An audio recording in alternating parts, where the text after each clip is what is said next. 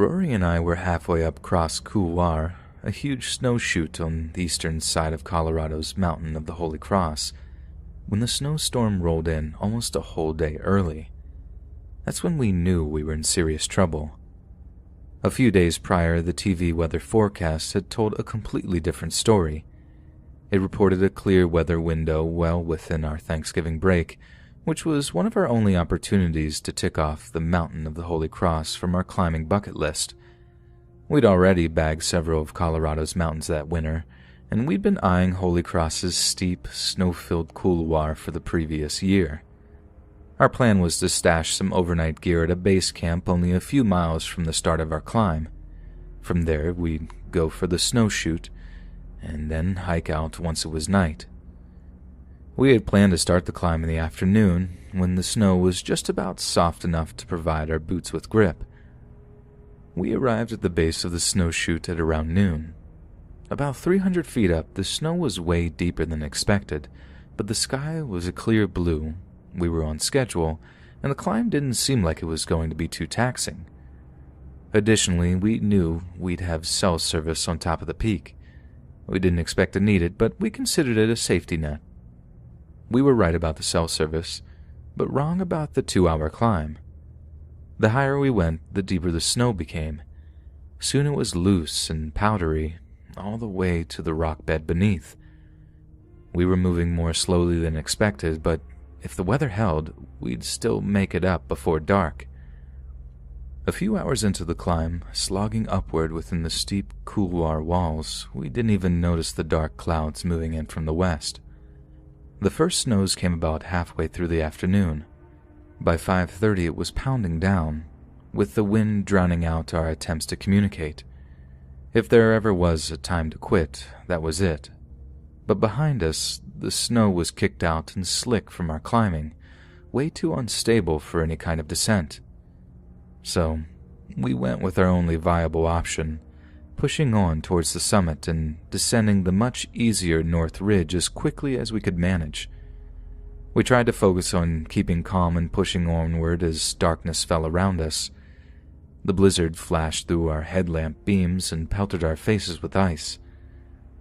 When I looked down at Rory, the terrified look in his eyes perfectly matched how I felt. By the time we finally reached the summit, around 7 that evening, we figured the worst was over. We called our parents and told them that everything was fine and that we were going to commence the hike down. But when we looked around, we saw only sheer drop-offs and total darkness. There was no way for us to find our descent, which is dangerously easy to miss, even in daylight. Plus the wind up top was blowing something fierce, making it equally hazardous to approach any steep drops. With no choice but to hunker down, we settled under an overhanging lip of rock below the summit to wait out the storm. We had what we were wearing: goose-down jackets, insulated pants, hats, and gloves, plus a little food and water. We prayed that it would be enough for us to survive. But despite our pleas to the Almighty, conditions soon worsened. Strong winds tore through our improvised shelter, and our feet grew agonizingly cold. We took off our boots and socks and put our feet in each other's armpits, massaging our toes to keep the feeling in them. I couldn't get my mind off of thinking about how my parents would react to the news that we'd died up there that night. That's when the severity of our situation started to really dawn on me. We'd been feeling pretty cocky up until this point, but now I was truly frightened. Temperatures dropped to -20 degrees Fahrenheit with the wind chill that night. I stopped shivering, a sign of hypothermia, but Rory and I stayed positive, and I'm convinced that was the only thing that got us through the night. I must have drifted off because the next thing I remember was the sun's warmth washing over us. Thankfully, the storm had passed, but the descent was still hard to find. We saw several ridges, and at the bottom of one we spotted what looked like East Cross Creek, which we'd walked along 2 days before. We rappelled toward it, thinking we were home free, but when we reached the creek we realized that we accidentally had gone down the south ridge, the opposite direction of the trailhead, and the one thing we didn't want to do since at that point we'd lost all of our cell service. On the summit the night before, we were worried about surviving. Now we were just annoyed with ourselves, low on food and incredibly tired. Still, we were confident we were finding our way out. Below the tree line, we managed to pick up a trail that took us to a spot we thought we'd recognize as the east side of the mountain. We weren't ready to admit that our delirious minds may have been playing tricks on us. We followed faint trails through the forest, turning here and there as the compass dictated, but we always ended up back where we started. We later found out locals call the area the Bermuda Triangle of the Rockies. Iron deposits in the rock can throw off magnetic instruments, and our compass was taking us in circles. We knew we should have stayed put to wait for rescue, but we couldn't. With water-soaked boots, it was either move or lose appendages to frostbite. Our optimism was running dry. I start to feel a frog in my throat, but in those moments, you have to either crack a joke or cry. So we messed around, talked about girls, sang old Zeppelin songs, and laughed about whatever we could, any distraction to keep us going. As the sun went down on our second unplanned night out, we gathered tinder and took out our lighters. But to our absolute horror, they remained waterlogged with snowmelt.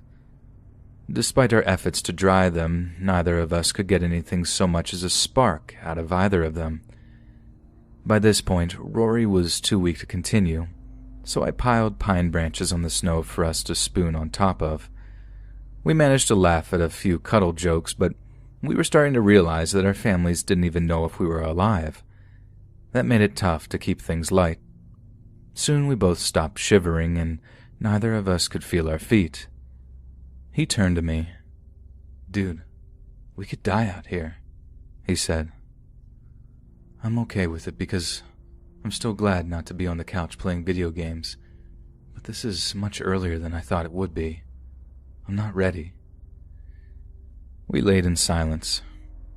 Rory fell asleep with his head on his right hand, a position that would cut off circulation just enough to give him frostbite on his thumb. Again, temperatures dropped below freezing, and again we woke up in the morning, somehow still alive. We hadn't been hiking long when we saw a helicopter. It was distant, but for us, it took up the whole sky. Numb feet forgotten, we ran into a meadow, and I waved a jacket and a trekking pole with a bright red hat on it. The chopper flew right past us. It circled back 4 more times before flying off. We felt like we'd watched our last chance vanish. And that's when we finally broke down. There was nothing to say. Rory just laid his head on my lap, and we both sobbed. An hour later, the helicopter returned. It had only turned back to refuel, and this time it came straight to us. We couldn't stop smiling. It was finally over. I was so elated I tried to hug a rescuer who just threw me onto a jump seat and strapped me in. "We were told to look for bodies," he said. As soon as we threw off, I could feel the adrenaline drain out of me. My whole body was in pain. I'd been too numb to feel until now. But still, I'd never felt better. It was honestly one of the lowest, then highest points of my entire life.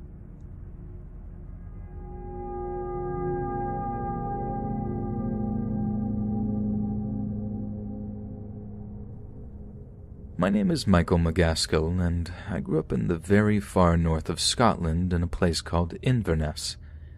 You may not have heard of my home city, but I'm willing to bet you've heard of the Scottish Highlands and its central tourist attraction, Loch Ness. But this story isn't about prehistoric monsters that live in deep lakes, which no one finds scary in the least bit.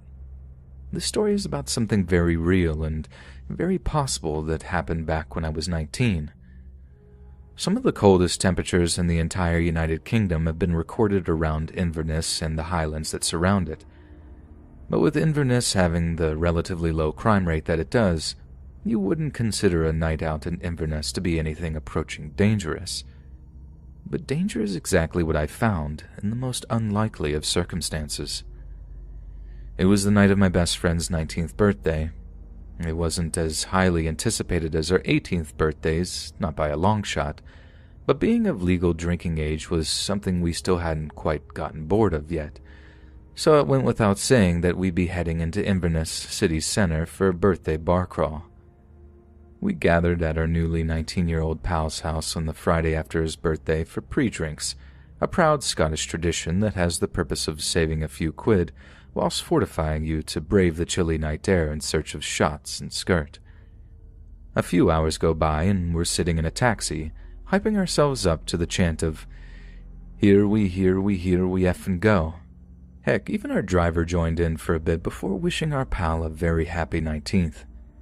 As we climbed out of the cab and paid the driver, he wished us a safe evening, and specifically told us to call him back instead of trying for a night bus, as it was about to dip below freezing point, with the weather forecast saying the night would only get colder. So the night proceeds to zoom by faster than any of us could possibly fathom, with drinks flying off the bar tops and down our throats. I'm not quite sure how it happened, but I wandered off to the toilets of one particular club, and the next thing I remembered is waking up on one of the toilets, lid down. I'd sat down for a minute to send a text message or whatever, something involving my phone anyway, and I'd nodded off. When I walk out of the toilets, all the club staff are sat around the empty venue, looking at me like I'd just grown a second head. They had closed hours ago and were apparently relaxing with a few drinks of their own after having cleaned the place down. I apologized profusely for my intrusion, but they seemed to get pretty bloody annoyed at me, accusing me of hiding in the toilet so I could steal their tips. I can't help but think they were trying to cover for their own negligence, leaving me asleep in the lavs after closing, but either way, they definitely weren't happy to see me, and promptly kicked me out of the venue before locking the doors behind me. That's when I realized that my phone was dead. Not only that, but I'm stuck outside with only a few coins of change in my wallet, and no warm clothing to keep the bitter winter at bay. Thanks to all the beer and vodka, I didn't really feel the cold at first. I just decided to walk towards the outskirts of town to try and hail a cab. Lack of funds wouldn't be a problem, really, since I could just promise the driver I'd pay him on arrival, giving him my powerless phone as collateral or something. I mean, I'd done that before. There was no reason to think I wouldn't be able to do it again. But as I was walking, all the black cabs I saw had their lights off. I tried pulling over a private hire, but the driver was furious when he realized what I was asking. No booking, no insurance, no taxi. He spat before driving off into the freezing night. That was about the time I realized just how cold it was. I was obviously beginning to sober up. The growing anxiety told me that much. I was sobering up and I was getting scared. The more I walked, the more frightened I got. There was absolutely no sign of any available cabs, and any car I tried to thumb down just ignored me, probably assuming I was gearing myself to puke in their car or whatever. I wouldn't blame them usually, but it was absolutely freezing outside, and all I had on was some tight white button-up shirt. I was shivering at that point, really bloody hard too, teeth chattering together so hard I thought they might chip.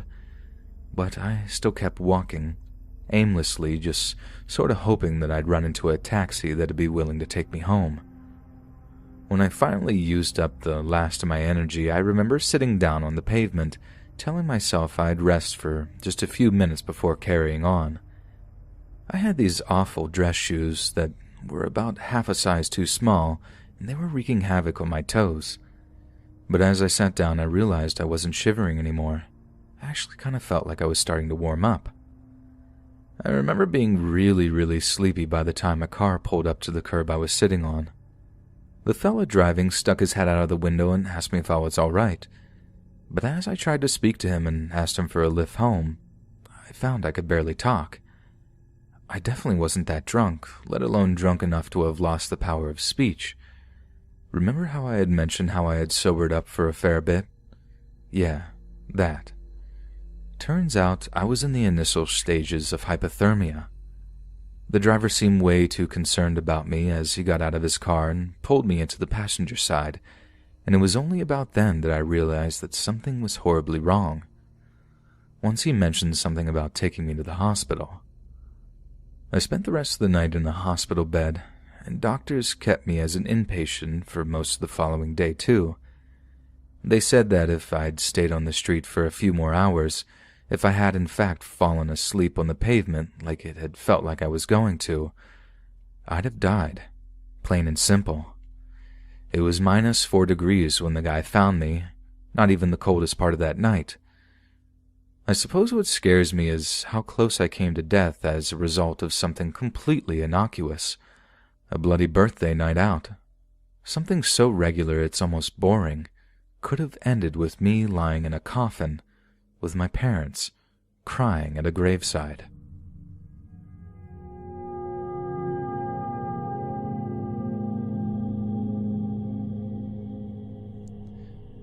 We're scheduled to play a match against the Old Boys Club, an English rugby team in Santiago, Chile. The president of the Uruguayan rugby club rented a small twin-turboprop airplane from the Uruguayan Air Force to fly the team over to the Andes Mountains to the Chilean capital. The aircraft carried a total of 40 passengers and 5 crew members, and was piloted by an experienced Air Force pilot who had more than 5,000 flying hours to his name. Colonel Julio Cesar Ferradas, the aircraft's pilot, had previously flown across the Andes almost 30 times. He was so comfortable with the journey that on this particular flight, he was training his co-pilot, who was the pilot in command when the plane took off from Carrasco International Airport on the 12th of October 1972. But Ferradas was wrong to be so complacent, and the flight would spark off a chain of events that would culminate in almost unimaginable horror. On the day of the flight, excessive cloud cover meant that the pilots were forced to fly under what is known as instrument meteorological conditions. This means that instead of using visual references to navigate, the pilots were reliant on their aircraft's instruments to discern their current location and altitude. Essentially, they were flying blind. Inexplicably at 3:21 p.m., shortly after transiting the Planchon Pass, which was part of their planned flight path, the co-pilot contacted Santiago air traffic controllers and notified them that he expected to reach Chirico a minute later. The flight time from the Planchon Pass to Chirico is normally 11 minutes, but only 3 minutes later the pilot told Santiago that they were passing Chirico and turning north. He requested permission from air traffic control to land the aircraft. The controller in Santiago, unaware the flight was still over the Andes, authorized him to descend. As the aircraft descended, severe turbulence tossed the aircraft up and down. The rugby players joked about the turbulence at first, until some passengers saw that the aircraft was extremely close to the mountain. That was probably the moment when the pilots saw the black ridge of the Chilean Andes rising dead ahead. The airplane's ground collision alarm sounded, sending many of the passengers into a panic. The pilot applied maximum power in an attempt to gain altitude, but later evidence indicated the plane had struck the mountain either 2 or 3 times, one of which severed the aircraft's right wing. Some evidence indicates it was thrown back with such force that it tore off the vertical stabilizer in the tail cone. When the tail cone was detached, it took with it the rear portion of the fuselage, including 2 rows of seats in the rear section of the passenger cabin, leaving a gaping hole in the rear of the fuselage. 3 passengers, the navigator and the steward, were lost with the tail section. The aircraft continued hurtling forward and upward another 200 meters for a few more seconds when the left wing struck an outcropping, ripping it clean off. One of its propellers sliced through the fuselage as the wing it was attached to was severed, causing another 2 more passengers to fall out of the open rear of the fuselage.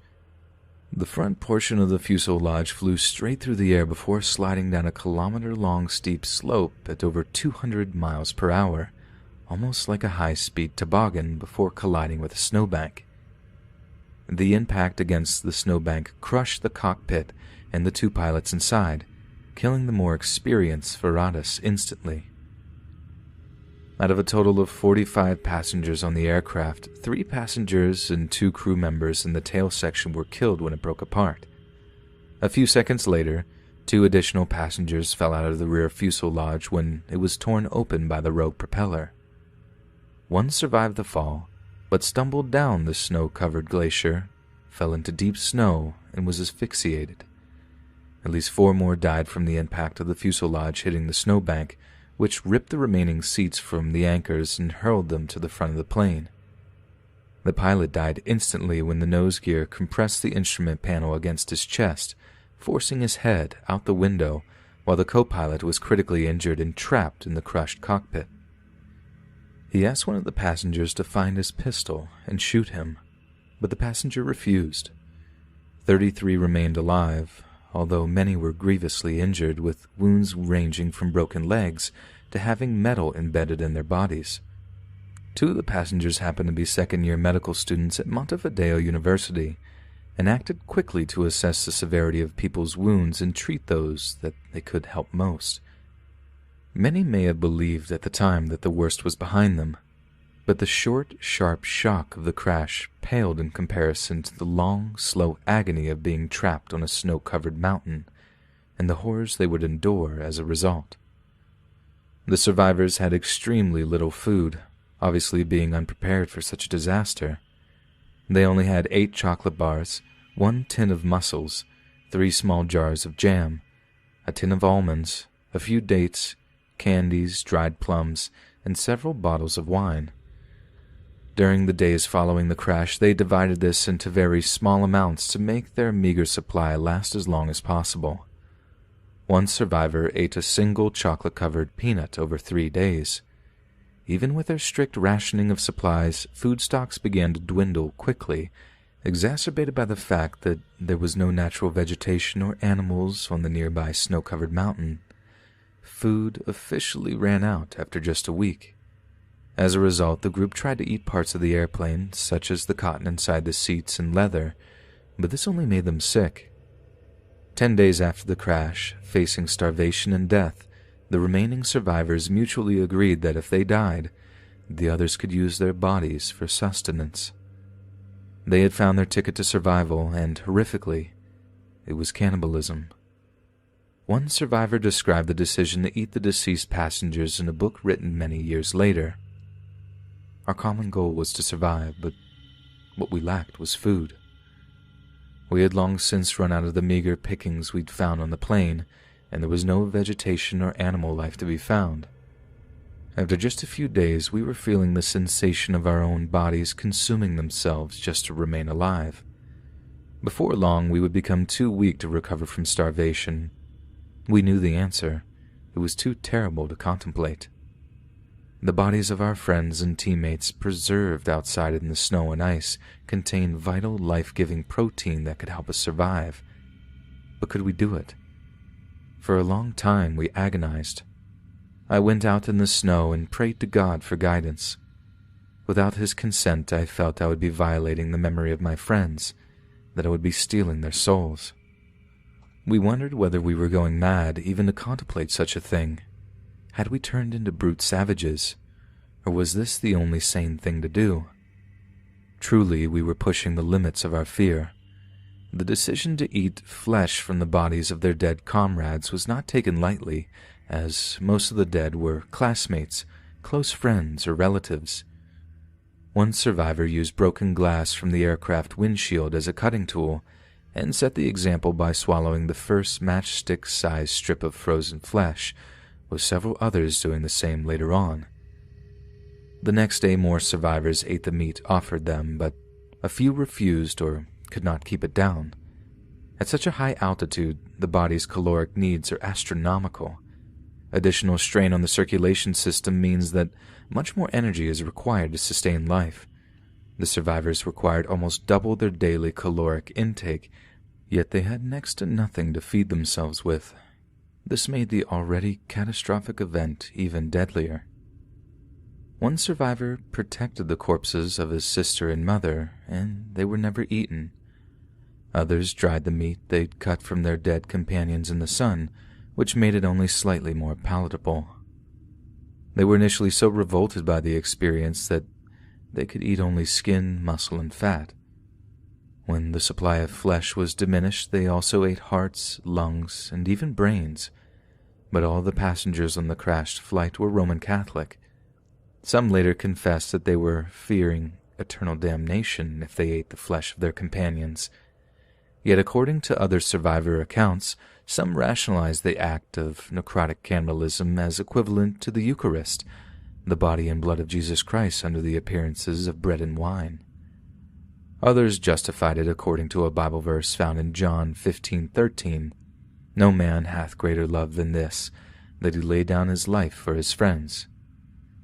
Some initially had reservations, though after realizing that it was their only means of staying alive, they changed their minds a few days later.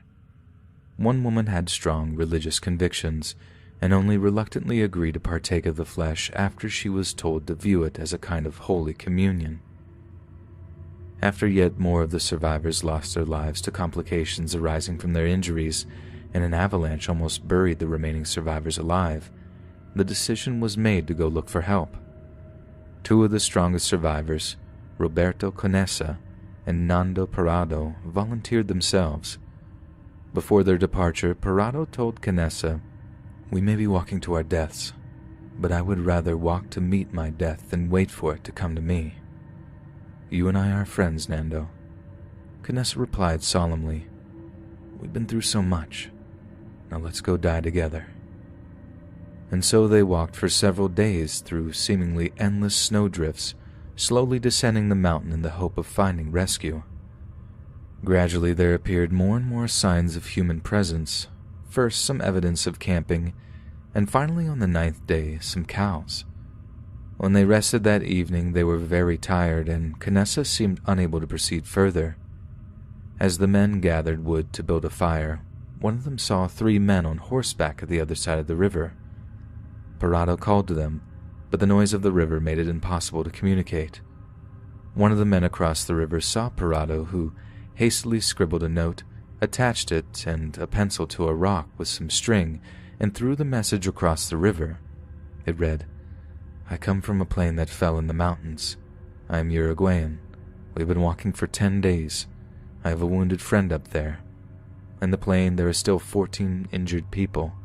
We have to get out from here quickly, and we don't know how. We don't have any food. We are weak. When are you going to come fetch us? Please. We cannot even walk. Where are we?" On the other side of the river, one of the horsemen signaled that he understood.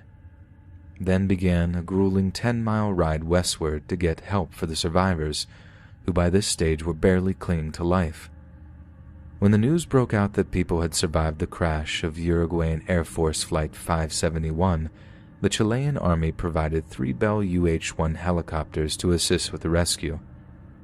On the afternoon of the 22nd of December 1972, the 2 helicopters carrying search and rescue personnel reached the survivors. The steep terrain only permitted the pilot to touch down with a single skid, and due to the altitude and weight limits, the 2 helicopters were able to take only half of the survivors. 4 members of the search and rescue team volunteered to stay with the 7 survivors remaining on the mountain. The survivors slept a final night in the fuselage with the search and rescue party. The second flight of helicopters arrived the following morning at daybreak.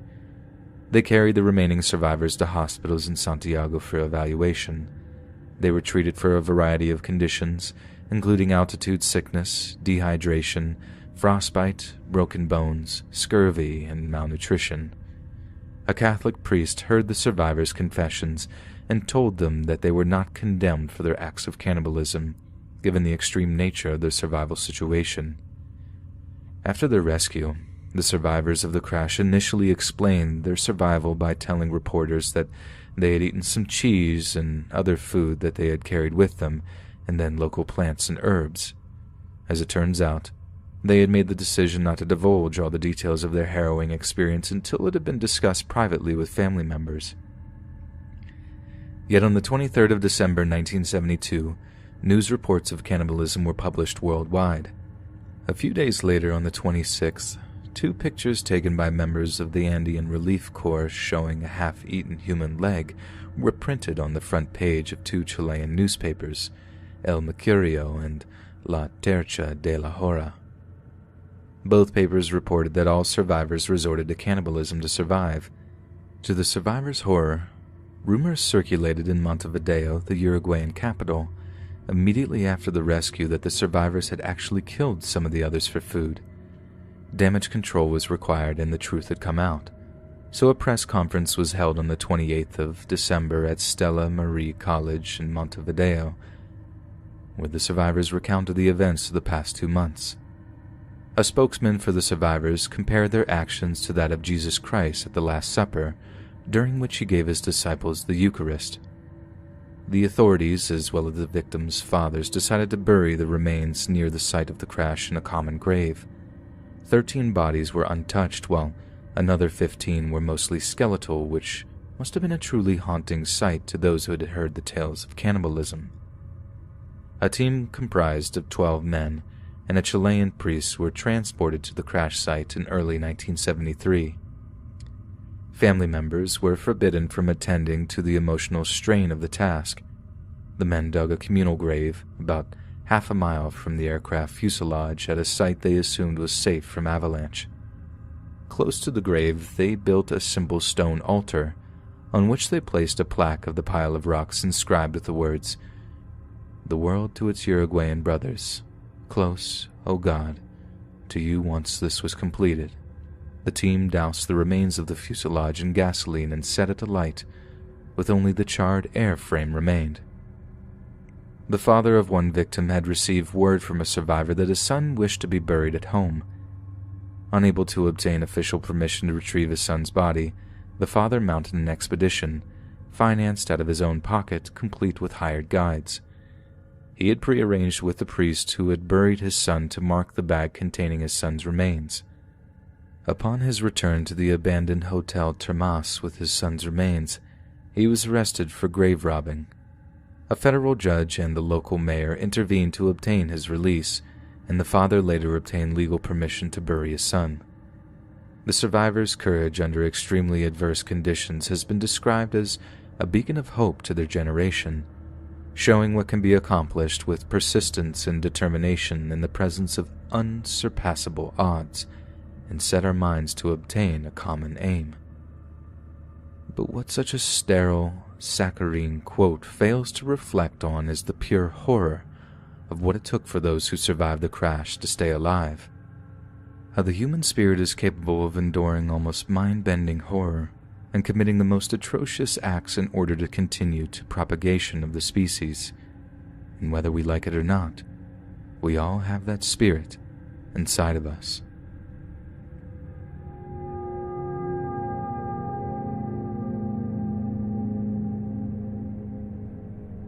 During the mid-19th century, the United States saw a sharp rise in the number of people who chose to leave their homes in the East to resettle in California or the newly acquired Oregon territories.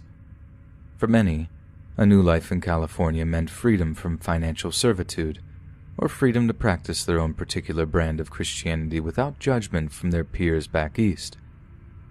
Others were attracted to the West's new and exciting economic opportunities, or inspired by the idea of manifest destiny.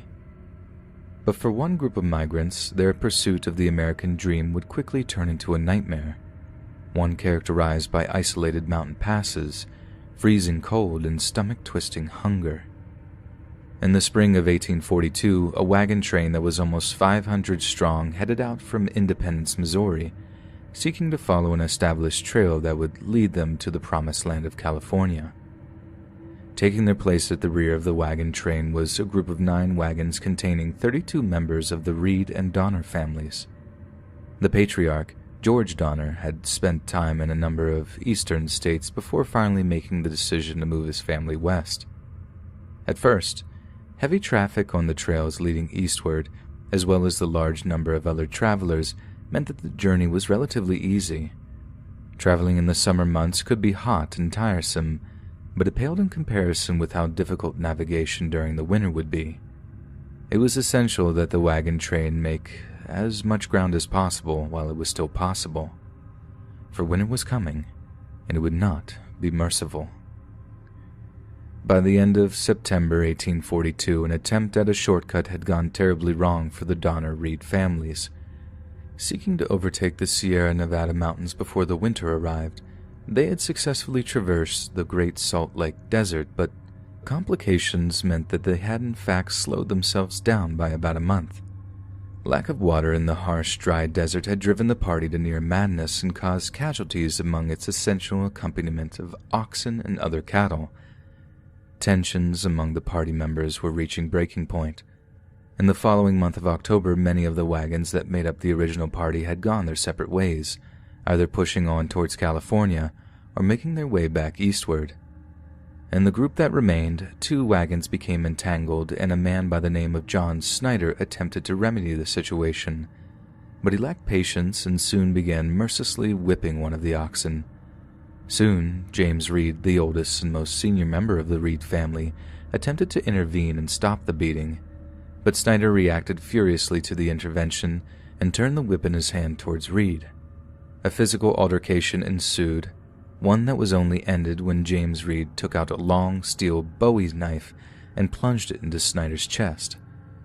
Despite Reed's explanation of self-defense, the party members convened to decide his punishment. United States laws were not applicable west of the Continental Divide, in what was then Mexican territory, and wagon trains often dispensed their own justice. Some suggested that Reed should hang for his crimes, but it was eventually decided that he should merely be banished from the wagon train, but on pain of death should he attempt to return. What was once a happy adventure into the West had become a vicious fight for survival. Grass was becoming scarce, and the animals were steadily weakening. To relieve the animals' load, everyone was expected to walk.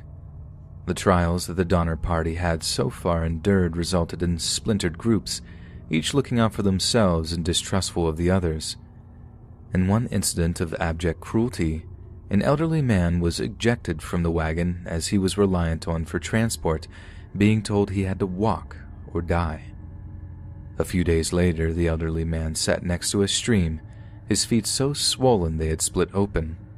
Some members of the party begged the others to wait for him, to show mercy to the party's weakest members, but the others refused, thinking only of themselves. The old man was not seen again. In the following weeks, attacks from the local Paiute Indian tribe were responsible for the party losing almost 40 of their cattle. This is extremely shocking for a number of reasons. Firstly, the Paiute tribe had at first appeared friendly to the migrants, sharing supplies with them and even directing them onto trails that would take them westward.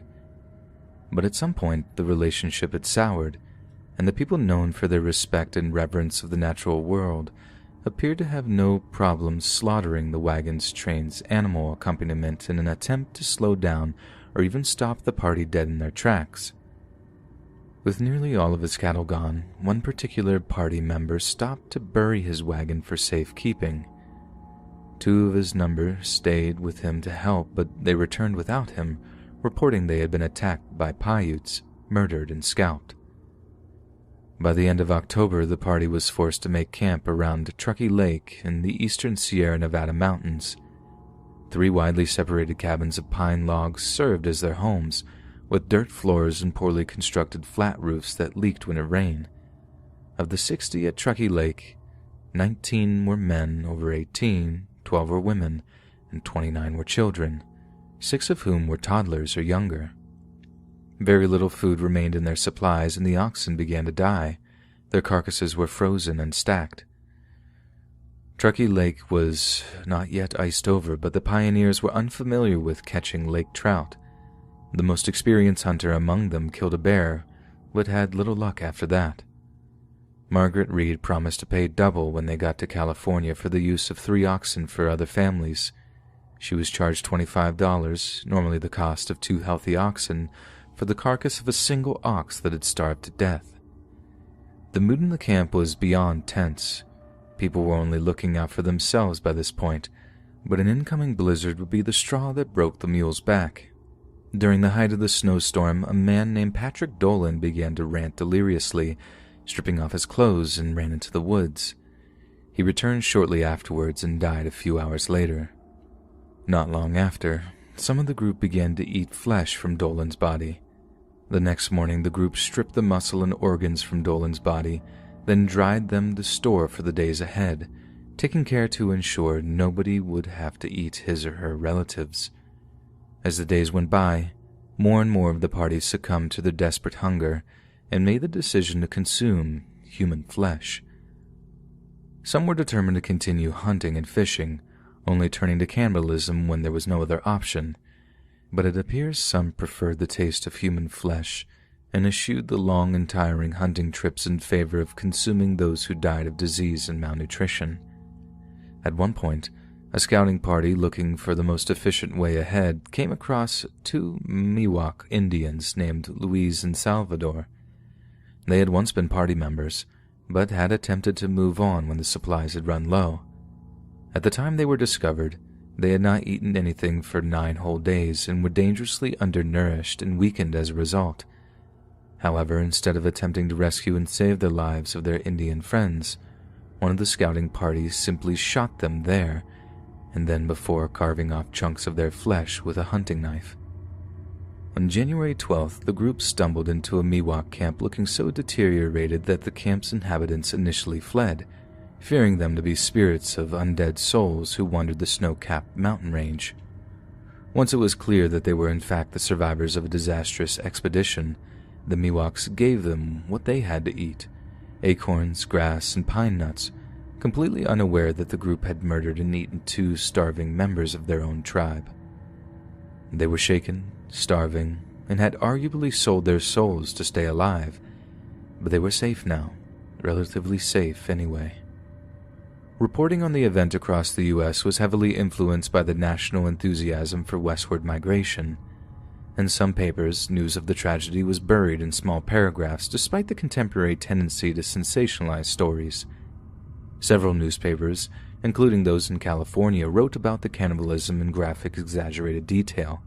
In some print accounts, the members of the Donner Party were depicted as heroes, and California a paradise worthy of significant sacrifices. But it seems that sacrificing one's family and friends, as well as losing one's humanity through consuming human flesh, might not be worth any prize, no matter how great.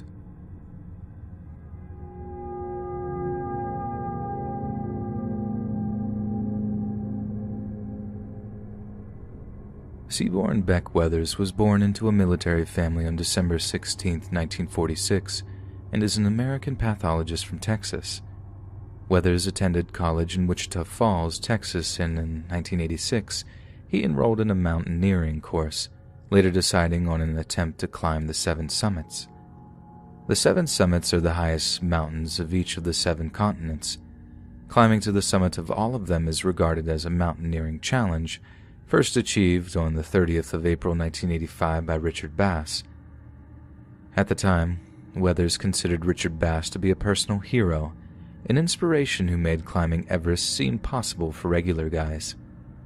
In May of 1996, Beck Weathers was just one of a total of 8 clients being guided on an ascent of Mount Everest by Rob Hall, a representative of a climbing and hiking organization known as Adventure Consultants. The initial climb up to the first set of Everest base camps had been relatively easy for a group of such experienced climbers. All were in high spirits, as climbing the highest mountain in the world was just as much a dream come true as it was a serious, life-threatening challenge. But Weathers had recently undergone radial keratotomy surgery, a surgical procedure that corrects short-sightedness.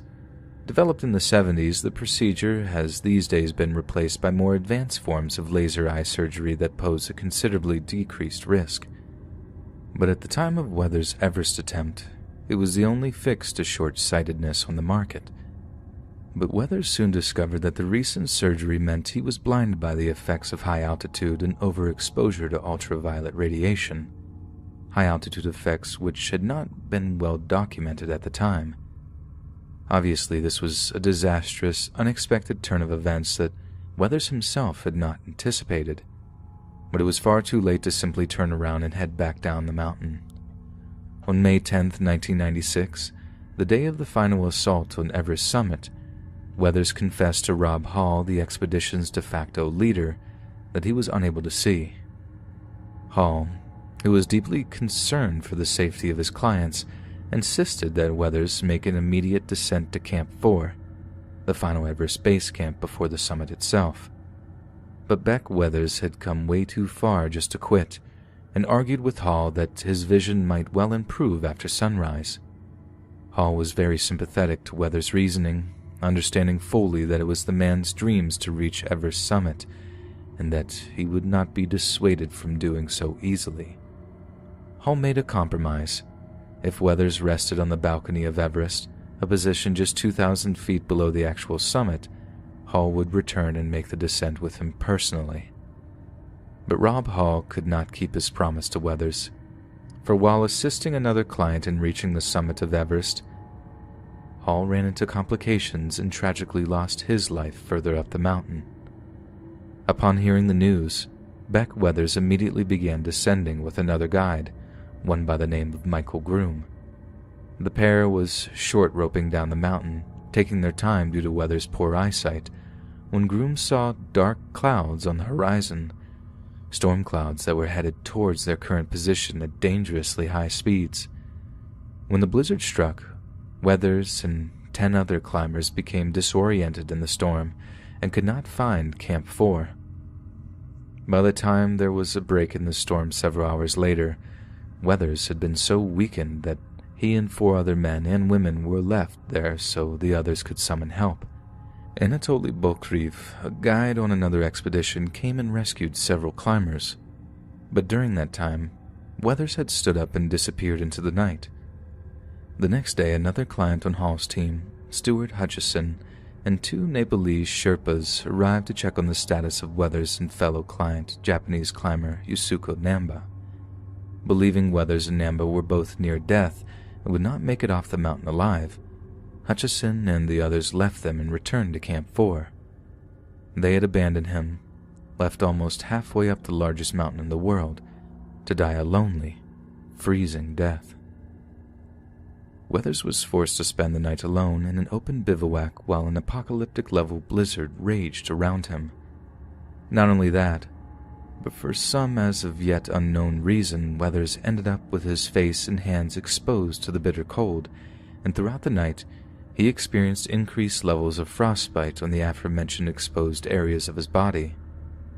When he awoke the next morning, not only was he surprised to find himself alive, he was shocked to find that he somehow had the strength to actually walk down to Camp 4 under his own power. Upon encountering him, his fellow climbers were horrified at the state they found him in. They discovered that his frozen hand and nose looked and felt as if they were made of bathroom porcelain. Not a single climber expected him to survive another day. With that assumption in mind, the remaining climbers tried only to ensure Weathers' relative comfort until the final moments of his life. It was all they could do, as there was no chance of receiving serious medical treatment while they were up there so far up the mountain. But yet again, to everyone's utter surprise, Weathers survived another night. Yet it was not without suffering. Weathers was in such a terrible state that he was unable to feed himself, drink any fluids, or keep himself effectively covered with the sleeping bags with which he was provided. His cries for help could not be heard above the blizzard, and his companions were yet again surprised to find him alive and coherent the following day. Beck Weathers was given the assistance he needed to walk on broken, frozen feet to a lower Everest camp, where he was subject to one of the highest altitude medical evacuations ever performed by helicopter. Following his helicopter evacuation from a broad, flat, gently undulating glacial valley, his right arm was amputated halfway between the elbow and wrist. All 5 fingers on his left hand were amputated, as well as parts of both feet. His nose was amputated and reconstructed with tissue from his ear and forehead. Weathers published his book about his Everest experience and his life, Left for Dead, My Journey Home from Everest, published in the year 2002. He continues to practice medicine and delivers motivational speeches to share his experiences and supplement his income. He still lives in the Lone Star State, and these days calls Dallas home.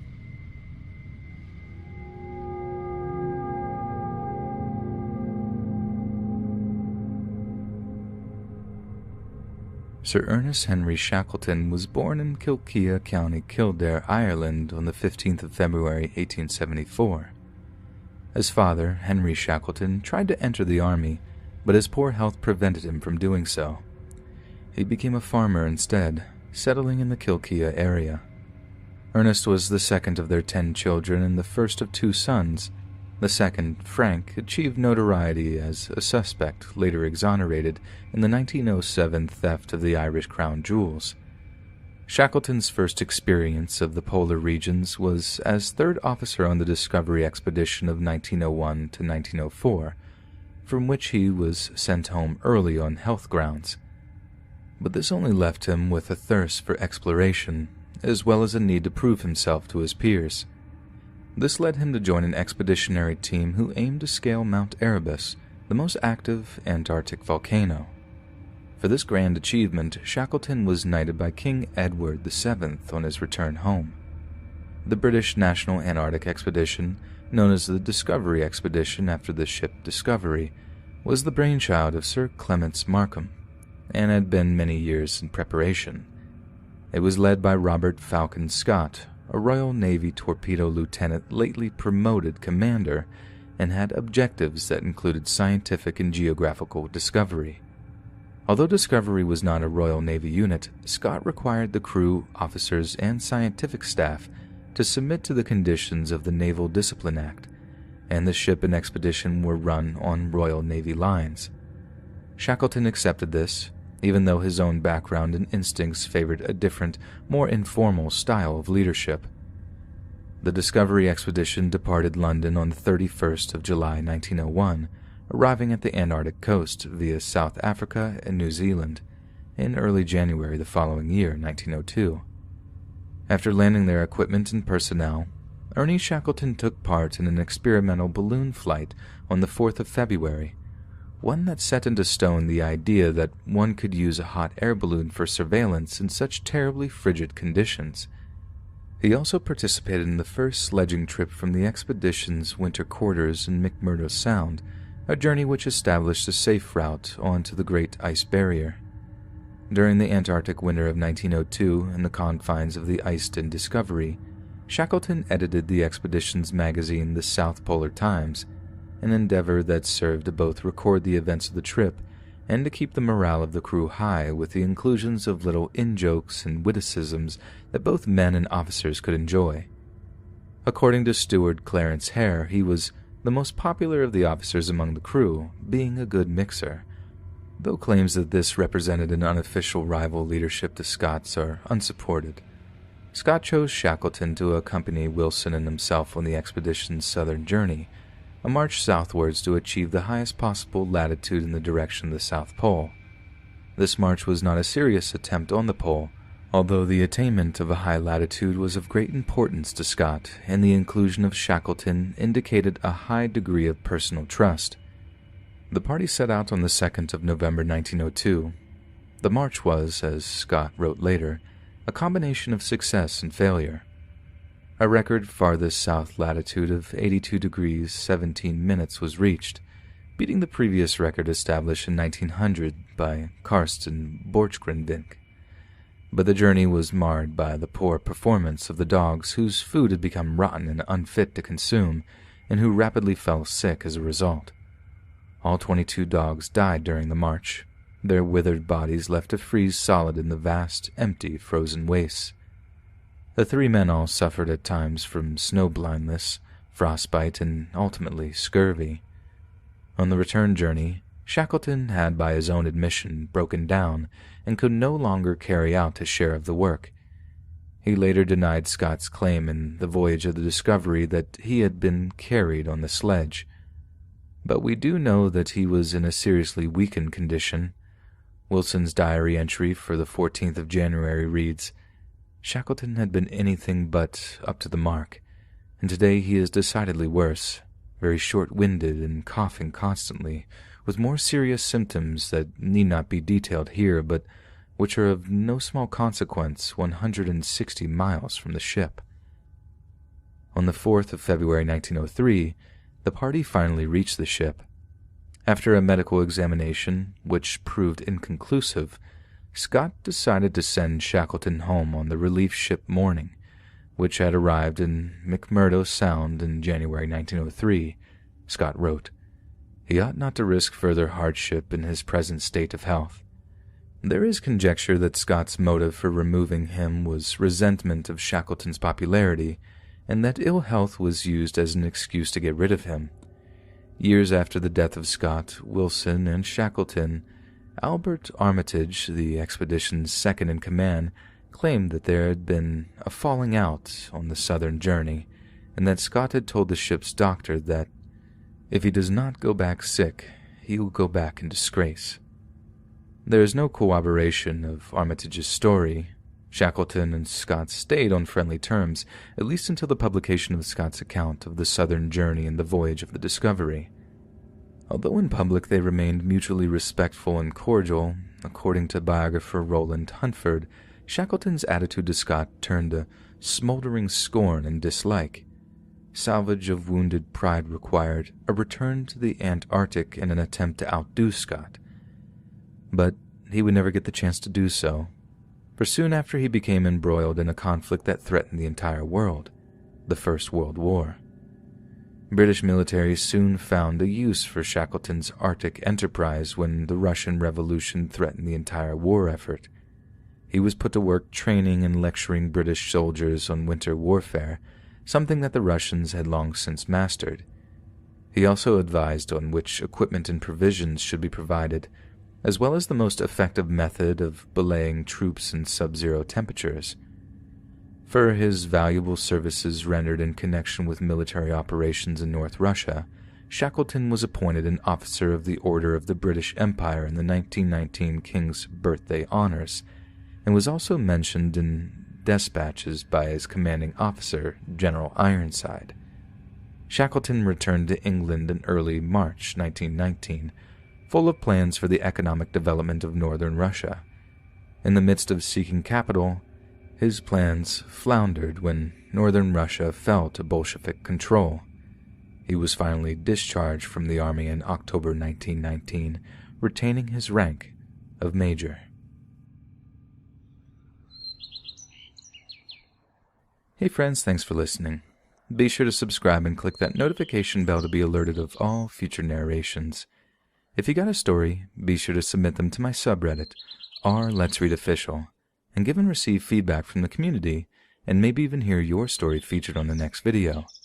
And join my Discord to interact with me and other listeners directly.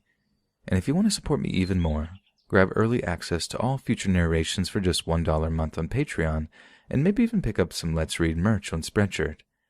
And check out the Let's Read podcast, where you can hear all these stories in long compilation form and save huge on data, located anywhere you listen to podcasts. All links in the bio. Thanks so much, friends, and I'll see you again soon.